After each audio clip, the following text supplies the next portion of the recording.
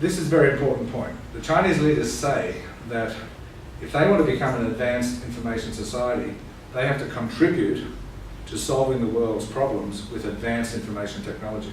They're a long way from it, but they hold out this goal. This is a goal that the world community holds up, but so far China has been unable to bridge its formidable differences with the United States to get to that point.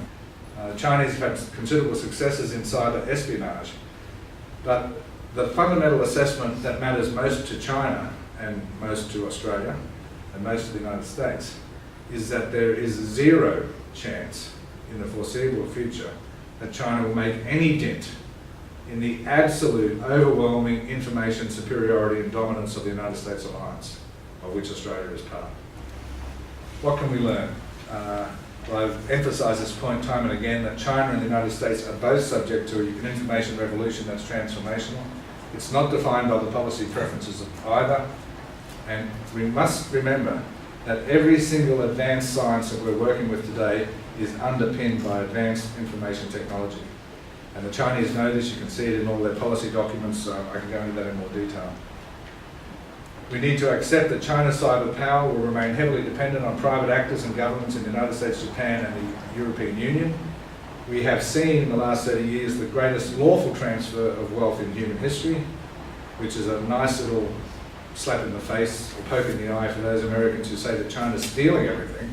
Well, it may be stealing a few things, but we've given China, through legal licensing and lawful licensing, much more technology than China could ever steal.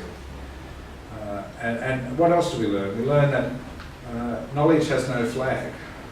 So the Chinese or the Americans who stand up and say, we can put a Chinese boundary around our cyber achievements, or we can protect this from transfer to China. Well, they're both wrong. You know, at the end of the day, the technology leaks, and Chinese cyber power is no more national than American cyber power. It's highly internationalised and globalised. And the final point I guess I would make is that for Australia, China's cooperative impulses far outweigh their combative impulses. There are combative impulses. Cyber espionage is a problem, but we do have to bear in mind that China is in a competitive mood. But at the end of the day, their cooperative impulses are far more important. So we do have this situation in China of competing tensions, competing impulses, but in my view, it's best understood by us external observers as evidence of this absolutely heightened ethical competition in China.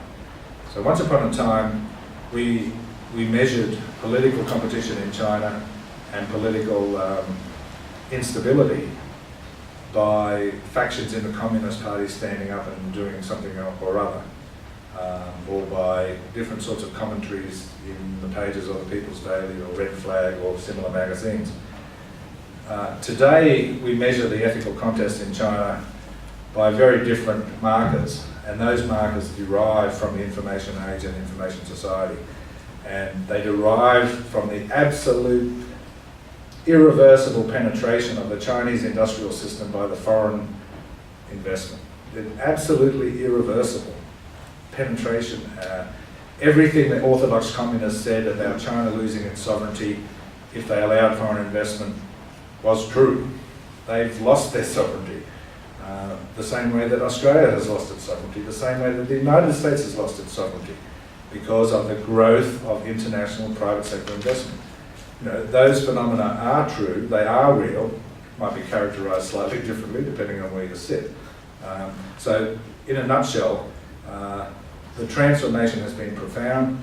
The sphere of influence and power of the Chinese Communist Party has shrunk and shrunk and shrunk, and the ethical contest has escalated and escalated and escalated.